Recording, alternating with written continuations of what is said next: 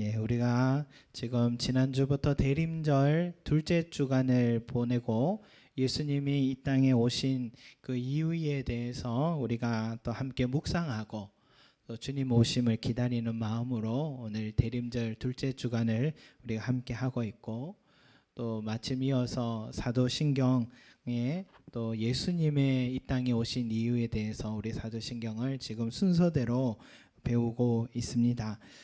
오늘은 우리가 본디오 빌라도에게 고난을 받으사 십자가에 못 박혀 죽으시고 라는 이 신앙 고백을 가지고 함께 오늘 이 말씀을 생각하면서 나가도록 하겠습니다. 여러분, 성자 예수님이 완전한 인간이 되셔서 이 땅에 오신 것은 인간을 대표하는 대제사장이 되기 위함이다. 더불어서 또 우리 인간을 위한 영원한 희생 제물로서 어린 양이 되시기 위해서 이 땅에 오셨다. 그래서 처음부터 예수님께서는 어린 양과 같이 죽음의 길을 준비하고 알고 계셨다라는 것입니다. 그것이 우리의 죄를 위한 고난을 받으시고 십자가에 못 박혀 죽으시는 바로 그 길이었습니다. 그래서 3년 동안 제자들과 지내시면서 3번이나 자기가 고난을 받을 것이고 죽을 것이고 죽었다가 다시 부활하실 것임을 3번이나 강조하신 것이 성경에 나와 있습니다. 우리 한번 말씀 한번 찾아보겠습니다. 마태복음 16장 21절입니다. 마태복음 16장 21절 말씀 한번 보겠습니다. 예수님께서 자기의 길을 이렇게 알고 계시고 미리 준비하고 계셨다라는 것은 성경에 있습니다. 마태복음 16장 21절입니다.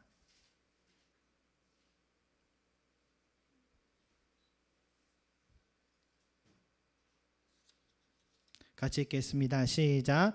이때로부터 예수 그리스도께서 자기가 예루살렘에 올라가 장로들과 대제사장들과 서기관들에게 많은 고난을 받고 죽임을 당하고 제3일에 살아나야 할 것을 나타내시니. 아멘. 그래서 장로들과 대제사장들과 서기관들에게 고난받고 죽임 당할 것이다 라는 것을 말씀하셨고, 또 17장입니다. 바로 옆에 17장 22절 23절에서 또 예수님은 갈릴리 지역에서 또다시 예고하셨습니다. 시작. 갈릴리에 모일 때에 예수께서 제자들에게 이르시되 인자가 장차 사람들의 손에 넘겨져 죽임을 당하고 제3일에 살아나리라 하시니 제자들이 매우 근심하더라. 또 이어서 20장 가보겠습니다. 20장 18절 19절입니다. 함께 읽겠습니다. 시작. 보라, 우리가 예루살렘에 올라가노니 인자가 대제사장들과 서기관들에게 넘겨짐에 그들이 죽이기로 결의하고 이방인들에게 넘겨주어 그를 조롱하며 채찍질하며 십자가에 못 박게 할 것이나 제3일에 살아나리라. 아멘. 예수님은 고난당할 것이고 채찍으로 고난당할 것이고 죽을 것이며, 그런데 다시 3일 만에 살아날 것임을 3번이나 예고를 제자들에게 하셨습니다. 다 알고 계신 것이죠. 자, 우리가 예수님이 이렇게 말씀하신 것처럼 예수님은 그 길을 걸어가셨습니다. 그런데 우리가 늘 사도신경을 고백하면서 저는 늘 궁금한 점이, 왜 본디오 빌라도에게 고난을 받으셨다라고 말하는 것일까?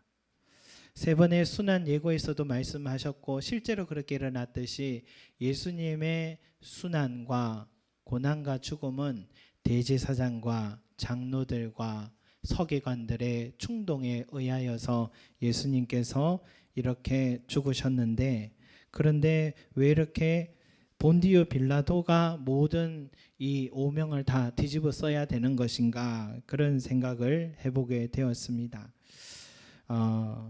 그것은 왜 그럴까 생각을 해보니까 이런 이유 때문인 것 같습니다. 종교 지도자들, 정치 지도자들이죠. 그들이 식민지로 있기 때문에 사형의 그 선고는 할 수 있어도 그들은 사형 집행을 할 수가 없었던 거죠. 그래서 사형 집행을 하려면은 이 지역을 식민지 담당하고 있는 로마 총독 빌라도가 직접 집행을 허락해야지만은 사형 집행이 가능한 것이었습니다. 그래서 빌라도도 본의 아니게 이들의 이 등살에 밀려서 어쩔 수 없이 사형 집행을 하게 됐고 이 사건성에 휘말리게 된 것입니다. 그래서 최종 결정자였기 때문에 이 오명을 역사 속에서 덮어쓰고 이런 과정을 걸어온 게 아닌가 생각됩니다. 그러나 우리가 예수님이 이 고난과 순환 십자가의 죽으심의 과정을 우리가 성경을 통해서 보면 너무 빌라도가 억울하다 그런 생각도 같이 드는 것 같아요. 빌라도가 이랬죠. 예수님을 직접 신문을 하잖아요. 예수님께 이렇게 물었습니다. 네가 유대인의 왕이냐? 예수님이 하신 말씀이 내 말이 옳도다. 빌라도가 또 얘기합니다. 옆에 사람들이 고발하는 소리 들으면서 저들이 너를 얼마나 많은 것들로 증언한 것을 듣지 못하느냐 하는데도 예수님은 아무 말씀하지 않으시고 그 신문이 넘어가게 됩니다. 그래서 이 빌라도는 아무리 봐도 예수님은 사형을 집행할 만한 죄가 없다라는, 죄가 확인되지 않은 사람이다라고 생각을 하고, 대신 저들의 그 원성을 잠재우기 위해서는 그들이 좋아했던 민중투사, 독립투사였던 또 강도기도 했고 살인자이기도 했던 바라바를 놓아주기로 했습니다.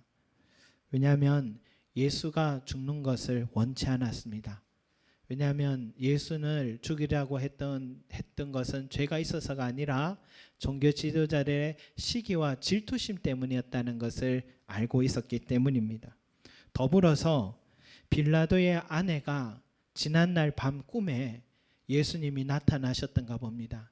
그리고 그 꿈에 예수님은 아무 죄가 없는 옳은 사람이라는 것을 깨닫고 남편 빌라도에게 말렸습니다. 절대로 이 옳은 사람을 손대지 마시라고 그렇게 만류를 했던 것입니다.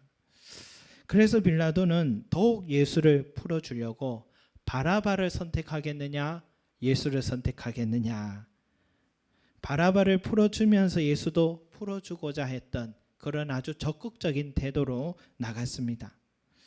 생각대로 대제사장들과 장로들, 사람들은 바라바를 풀어달라고 합니다.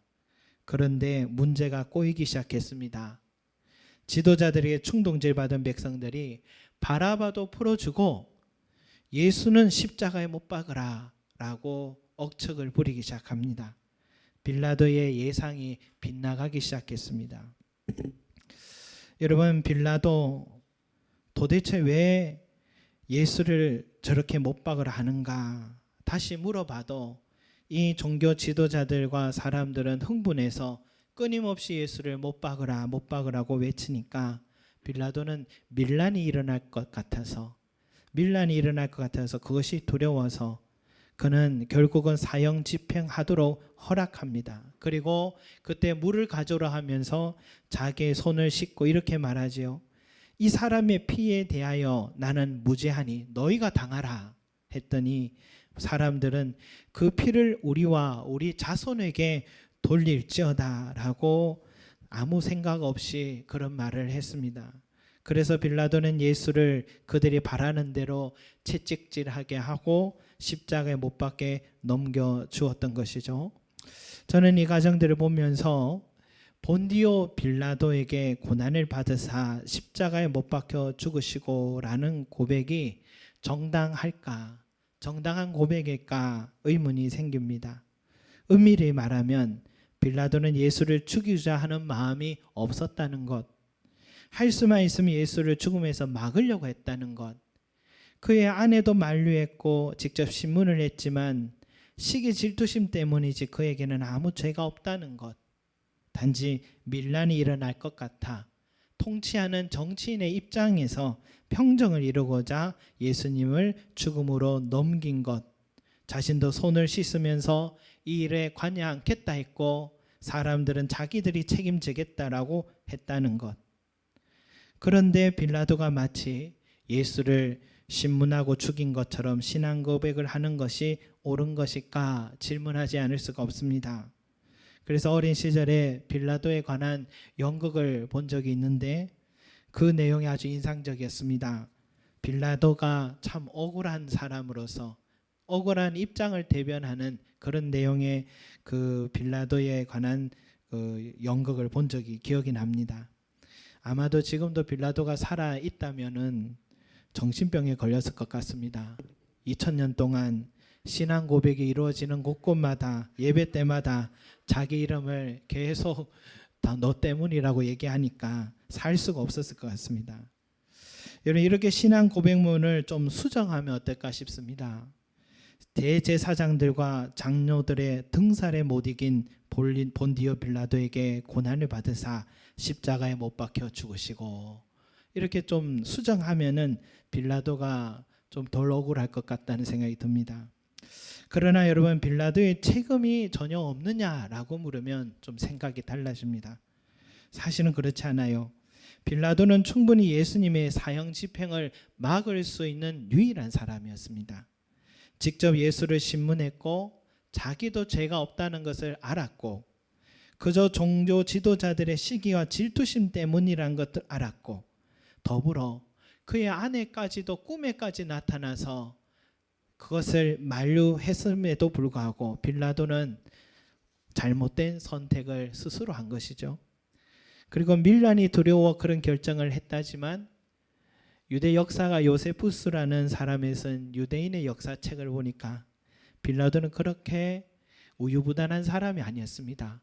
호락호락한 사람이 아니고 때로는 성전에 있는 헌금을 가지고 자기가 원하는 수로 공사에도 써버리고 거기에 대해서 밀란이 일어나니까 무장한 군사들을 데리고 그들을 폭행하고 진압했던 그런 아주 냉정한 사람이 이 빌라도였기 때문에 여러분, 이것이 밀란이 두려웠다고만 이야기하기에는 어려운 것 같습니다. 유일하게 사형 집행권을 가진 자로서 그리고 로마는 법치 국가로서 그는 정치의 논리가 아니라 법에 의해서 예수의 사형 집행을 충분히 막을 수가 있었는데도 예수의 사형 집행 허락한 것은 상황에 등 떠밀려서 어쩔 수 없었다는 것이 아니라 자기 자신의 선택이었다라고 인정할 수밖에 없습니다. 법치국가에서 어느 누가 손 씻었다고 해서 법치국가에서 우리가 책임지겠습니다 말했다 해서 당신은 법적인 책임이 없습니다 라고 할 수 없는 거죠. 법은 항상 인정한 사람의 도장이나 사인이 최종 책임자로 여기는 것입니다. 말은 그저 말뿐인 것이죠. 그래서 사형 집행에 있어서 최종 결정자였던 빌라도가 예수를 넘긴 것은 자기 스스로 예수의 사형 집행을 허락한 것이고 자신이 책임을 지기로 한 것이었다라고 할 수 있습니다. 고로 예수의 고난과 죽음에 있어서 빌라도는 결정적인 책임이 있는 사람입니다. 그래서 본디오 빌라도에게 고난을 받으사 십자가에 못 박혀 죽으시고 라는 고백은 정당한 고백이 될 수 있는 것이죠. 사람은 죽음의 이름을 남긴다 했는데 좋은 곳에서 좋은 일 이름을 남겼어야 됐는데 차라리 기억되지 않았으면 했던, 태어나지 않았으면 했던 그런 사람이 빌라도가 아닌가 하는 생각이 들었습니다. 그러나 여러분, 이 오명으로 기록된 것, 그것이 결정적으로 중요한 것은 아닙니다. 나쁜 사람으로 기억되는 것, 이것이 그렇게 문제는 아닙니다.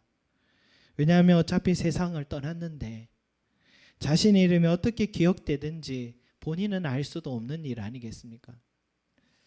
정말 빌라도의 가장 큰 실수는 바로 이러한 이름에 올라간 것이 아니라 정말 놓쳐버린 인생의 가장 큰 실수는 하나님의 생명책에 그의 이름을 기록하지 못한 것, 이것이었다 할 수 있겠습니다. 왜냐하면 그에게 예수님이 지금 다가오셨기 때문입니다.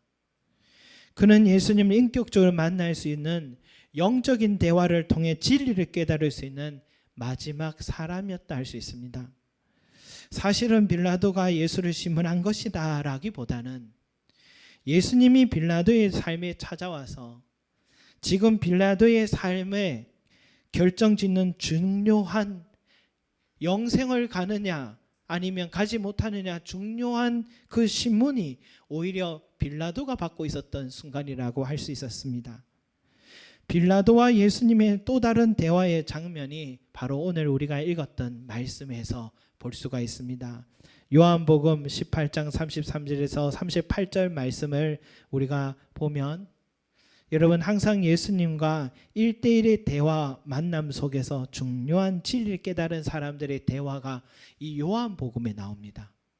요한복음에는 항상 예수님과 1대1로 사마리아 여인과 예수님의 이야기 그리고 니고데모와 예수님과의 은밀한 대화의 시간 그리고 또 1대1의 은밀한 대화의 시간이 언제 나오느냐 오늘 여기에서 나오는 것입니다.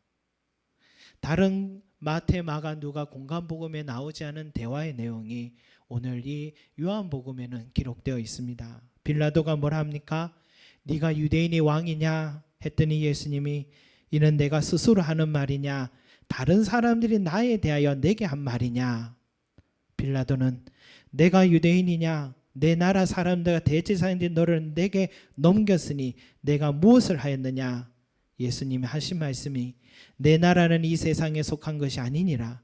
만일 내 나라가 이 세상에 속한 것이었더라면 내 종들이 싸워 나를 유대인들에게 넘겨지지 않게 하였으리라.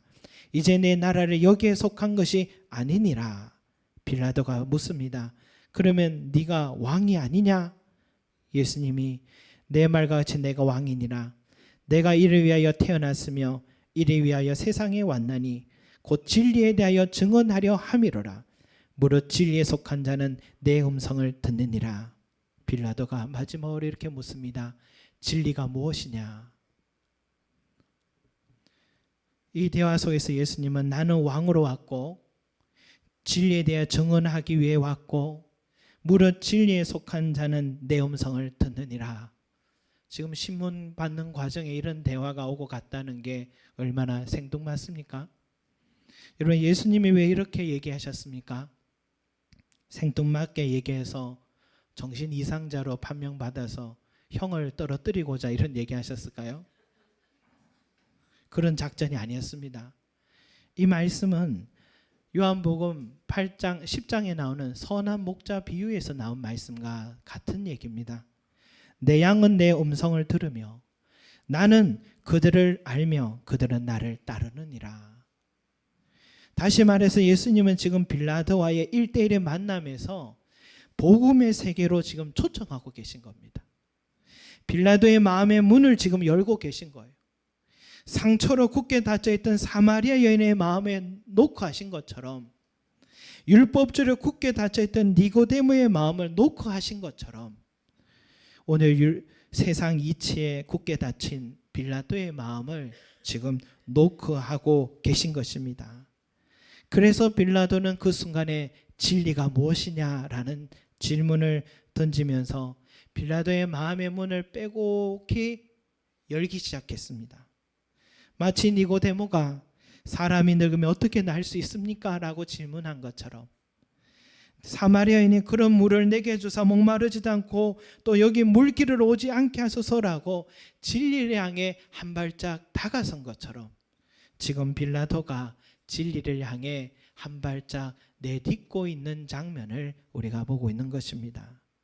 그런데요, 안타깝게도 빌라도는 다시 마음문을 닫아버렸습니다. 더 이상 대화하려고 하지 않았습니다. 유대인들에게 정치적인 논리로 무제한 예수를 풀어주는데 그치려고 했던 것입니다. 그로 인해서 그에게 찾아온 절대절명의 순간을 스스로가 던져버린 것입니다. 그는 진리에 대한 관심은 있었지만 마주 서고 싶어 하지는 않았습니다. 왜 그랬겠습니까? 지금 그에게는 세상에 갖고 있는 것들이 너무 많았기 때문입니다. 마치 씨 뿌린 자의 비유의 말씀과 같이 말씀의 씨앗을 뿌리고 뿌리를 또 내렸지만 그 싹이 자라다가 가시떨기에 막혀서 결국 결실을 맺지 못한 것처럼 빌라도의 마음 속에는 가시떨기와 같은 것이 기경되지 못한 것들이 아직 있어서 그것이 그의 말씀에 주님의 진리가 떨어졌을 때 결국 자라지 못하고 찔리고 그만 두고 말았던 것입니다. 그 가시가 예수님이 뭐라 하십니까? 바로 이생의 염려와 재물과 향락 때문이다 라고 말씀하신 것이죠. 그는 세상에 가지고 있는 것이 너무 많아서 그것을 놓고 싶지 않아서 그래서 영원한 생명을 얻을 수 있는 그 가장 중요한 순간을 영혼의 주인이신 예수님을 마주한 그 순간을 스스로 포기하고 말았던 것입니다. 이것이 본디오 빌라도의 인생의 가장 큰 실수가 되었다라고 할 수가 있겠습니다. 그것은 사도신경의 오명으로 쓰여 있는 그것보다 더 안타까운 결과라고 할 수 있겠죠. 그런데 여러분, 요한복음에는 그와 반대의 사람이 있죠. 니고데모입니다. 니고데모도 많이 가진 사람이었습니다. 존경받는 바리새인이었고 사내들인 국회의원이었습니다. 그가 처음으로 미심쩍은 마음으로 예수를 단 한 번 만났지만 그 첫 대화를 통해서 그 순간에 예수님이 진리요 생명이라는 사실을 깨달았습니다. 그때부터 그의 삶은 바뀌었습니다. 같은 공회원들, 바리새인들, 종교 지도자들이 모두 다 예수를 죽일까 모의를 할 때도 자기는 그들과 거리를 두기 시작했고 또 예수님이 죽으셨을 때는 예수님의 시신을 아리마대 요셉과 함께 옮겨줬습니다. 이것은 니고데모가 뭘 했다는 뜻입니까? 국회의원이었으면서도 스스로 배지를 내려놓겠다는 뜻이죠. 여러분, 국회의원들의 최대의 관심은 뭔지 아십니까? 재선이 되는 겁니다. 계속해서 이 일을 하고 싶은 것이 국회의원의 자리인데 니고데모는 그 좋은 자리를 스스로 배지를 내려놓았습니다. 그리고 예수님의 몸에 죽은 시신에 자기가 직접 옮기며 그 시신을 위해서 니고데모가 직접 그 향유를 가지고 갔는데 그 향유의 양이 100리트라라고 하잖아요. 100리트라가 어느 정도냐면 순전한 나드 300데나리온이 그 마리아가 예수님 발에 부은 겁니다. 300데나리온은 한 사람이 남자가 1년 동안 일해야 받을 수 있는 연봉입니다.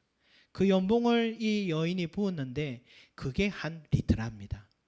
100리트라는 100년 연봉입니다.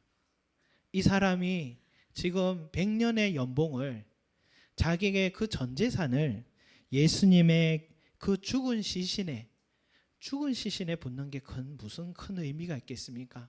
예수님을 얼마나 고귀하게 여겼는지 자기의 삶을 주님을 위하여서 영원이신 주님을 만났으니 그것보다 더 큰 것이 없음을 알고 세상에 가진 것들을 다 내려놓을 줄 아는 이러한 믿음의 신앙을 니고데모가 보여주면서 그는 이 세상의 것이 아니라 영원한 나라 생명책에 자기 이름이 기록되는 것을 더 소중히 여겼던 사람이 니고데모입니다. 사랑하는 성도 여러분, 우리가 주님이 우리의 삶에, 저와 여러분의 삶에 언제 어떻게 찾아올지 우리는 알 수 없습니다. 언제 우리에게 찾아온지 우리에게는 아무도 알 수 없습니다. 그때 우리는 다음에 제가 믿겠습니다 하는 사람들은 언제 만날지 또다시 만날지 알 수가 없죠. 여러분, 또 주님을 늘 마주한다고 하면서도 주님의 말씀을 그저 스쳐 듣거나 주님의 음성을 듣지 못하는 사람도 있죠. 오랜 교회 생활을 해왔음에도 불구하고 한 번도 주님과 인격적인 만남을 갖지 못한 사람들이 있죠. 여러분, 기회는 항상 있는 게 아닌 겁니다. 빌라도와 같이 그 소중한 순간을 여러분 놓치지 마시기 바랍니다. 빌라도의 이 실수가 우리의 실수가 되지 않도록 여러분 항상 깨어 있으시기 바랍니다. 주님이 요한계시록 3장 20절에 이런 말씀하시잖아요. 볼지어다 내가 문 밖에 서서 두드리노니 누구든지 내 음성을 듣고 문을 열면 내가 그에게 들어가 그와 더불어 먹고 그는 나와 더불어 먹으리라. 주님이 오늘 우리에게 놓고 하실 때에 여러분 우리의 마음, 굳은 마음 닫아 놓지 마시고 주여 어서 오시옵소서 하고 마음은 여시고 주님이 내 안에 내가 주님과 함께해서 여러분 영혼을 누리시는 자들이 되시길 소망합니다. 니고데모와 같이 또한 진리를 마주한 순간을 우리가 놓치지 않고 깨달은 진리로 해서 자기의 온 삶을 또한 드릴 줄 아는 자들이 되시기를 소망합니다. 더 큰 것을 얻었기 때문에 이 세상의 것에 여러분 우리 마음 두지 말고 그 영원한 것을 위해서 내 온 삶과 열정을 다해서 진리 되신 예수를 위해 달려가시는 저와 여러분이 되시기를 소망합니다. 기도드리겠습니다. 사랑과 은혜가 많으신 우리 아버지 하나님, 오늘 빌라도의 마음의 문에 놓고 하셨는데 빌라도는 그것을 알지 못하고 또 진리에 대한 관심이 있었음에도 불구하고 그것보다 내가 가지고 있는 이 세상이 전부인 줄 알고 그것을 놓지 못하여서 결국은 주님을 마음에 영접하는 것을 주님 포기하고 말았습니다. 빌라도의 이름이 올라간 것보다도 그의 인생에 그의 이름이 생명체에 기록되지 못한 것이 가장 후회요 실수이라는 것을 오늘 다시 한번 깨닫습니다. 주여, 우리도 이 빌라도의 모습을 보면서 혹시 나의 삶에 주님 오늘도 나에게 놓고 하고 계신데 주님은 내게 마음은 열어달라고 오늘도 우리에게 찾아오셨는데 내 마음은 열지 않고 끊임없이 내 고집과 내가 세상의 향유와 재물과 향락을 위해서 살아가는 그런 어리석은 자가 되지 말게 하시고 주님이 내 인생이 가장 고귀하며 소중한 분이심을 알고 이 세상이 아니라 영원한 삶을 바라보며 주님을 내 마음에 모실 줄 아는, 영접할 줄 아는 그런 믿음의 사람들이 될 수 있게 축복하여 주시옵소서. 니고데모와 같은 신앙 되기를 원합니다. 영원한 것을 가장 소중히 여길 줄 아는 믿음 갖기를 소망합니다. 감사드리며 예수 그리스도 이름으로 기도드립니다. 아멘.